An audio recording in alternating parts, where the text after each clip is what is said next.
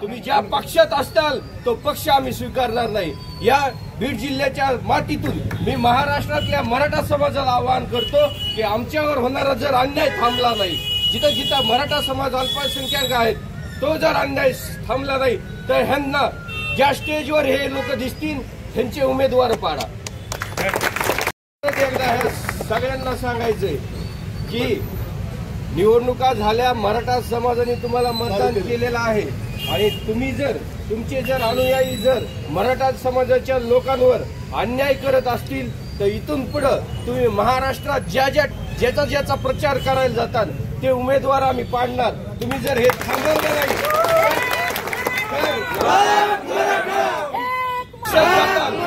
तुम्ही ज्या पक्षात असताल तो पक्ष आम्ही स्वीकारणार नाही। या बीड जिल्ह्याच्या मातीतून मी महाराष्ट्रातल्या मराठा समाजाला आवाहन करतो की आमच्यावर होणारा जर अन्याय थांबला नाही, जिथं जिथं मराठा समाज अल्पसंख्याक आहेत तो जर अन्याय थांबला नाही तर ह्यांना ज्या स्टेजवर हे लोक दिसतील त्यांचे उमेदवार पाडा।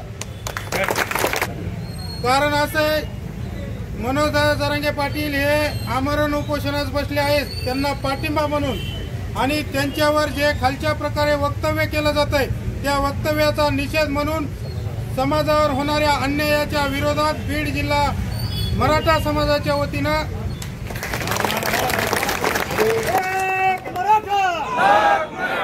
सर्वांना विनंती आहे, सर्वांनी सक्रियपणे हा बंद एक मिनिट सर्वांनी ज्याला शक्य प्रत्येकाने एक तरी दिवस आज आणि उद्या जिल्ह्यातल्या आणि राज्यातल्या सर्व मराठा बांधवांना विनंती आहे, एक तरी दिवस आंतरवलीसाठी आपल्याला दादांना पाठिंबा द्यायला जायचंय। पण दादा तिथं आपल्यासाठी स्वतःचा जीव धोक्यात घालून चौथ्या वेळेस उपोषणाला बसलेत 10 महिन्यात।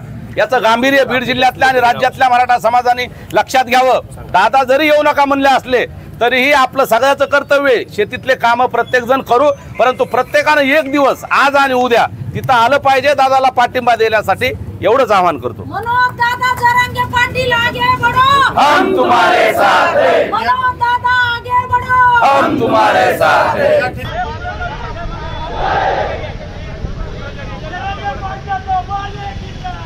जिला